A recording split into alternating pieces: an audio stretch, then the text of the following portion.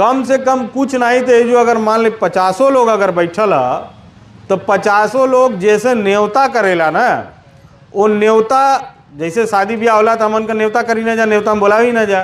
तो एगो अगर शादी ब्याह होला तो 200-250 लोग आ जाला एक आदमी के घरे। तो जैसे न्योता आखारी होके ओहू के अगर तुम लोगन ई बतिया हमारा अगर पहुँचा जा तो बहुत लोगन तक पहुँच जाई। तो कम से कम जिससे आपकी न्योता हकारी भी होती है उस तक भी अगर ये बात पहुंचाइएगा तो बहुत लोगों तक पहुंच जाएगी। घोसी एक समय था जब कल्पनाथ राय जी थे और जो मऊ जिले को मऊ जिला बनाए, उनके जाने के बाद उनके नाम पर सिर्फ वोट मांगने वाले आए। दूसरा, जब मैं कहीं जाता हूं तो पहले एक चीज पूछी जाने लगती है, क्या कौन बिरादरी कहाँ हुआ, कौन जाति कहाँ हुआ। अरे भाई, आपको आपके समस्या का समाधान चाहिए या फिर जाति बिरादरी चाहिए। आप समझिए कि खून जब आदमी बीमार होला तो खून केहू मांगी कि ओ पॉजिटिव खून दे दा, बी पॉजिटिव हमके खून लागत हो में जात देखल जाला का, क्या ही जाति का मिली तब भी हम जिंदा रहब ना तो ना रहब। कोरोना होत रहे, ऑक्सीजन मांगत मांगत आदमी परेशान हो जाए, केहू दे दे, जाति देखत जात रहेगा।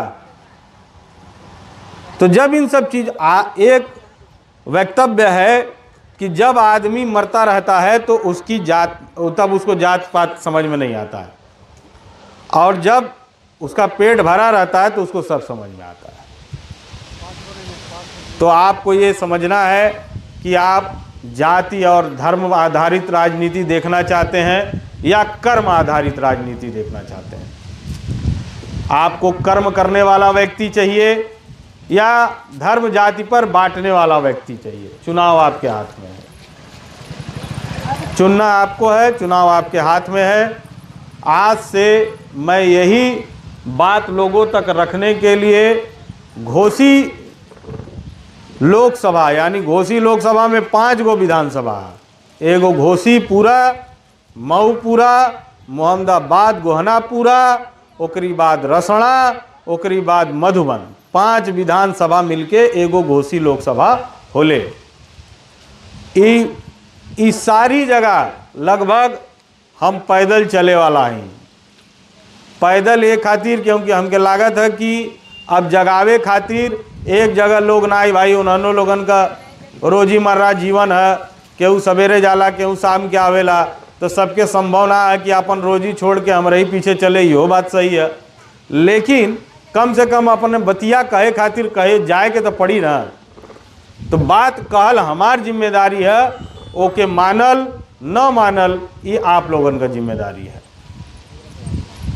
हाँ, इतना जरूर है, इतना मैं जरूर कहूँगा कि अगर घोसी ने मुझे मौका दिया तो एक परिवार में 15,000 रुपये से 20,000 रुपये की आमदनी की व्यवस्था यहीं घोसी में मैं कर दूंगा। जितने बेरोजगार लड़के हैं कोशिश करूंगा कि उनमें से 70 से 80% को यही रोजगार प्राप्त हो जाए। उस रोजगार को न सिर्फ दिलाना बल्कि उसको आगे तक चलाना।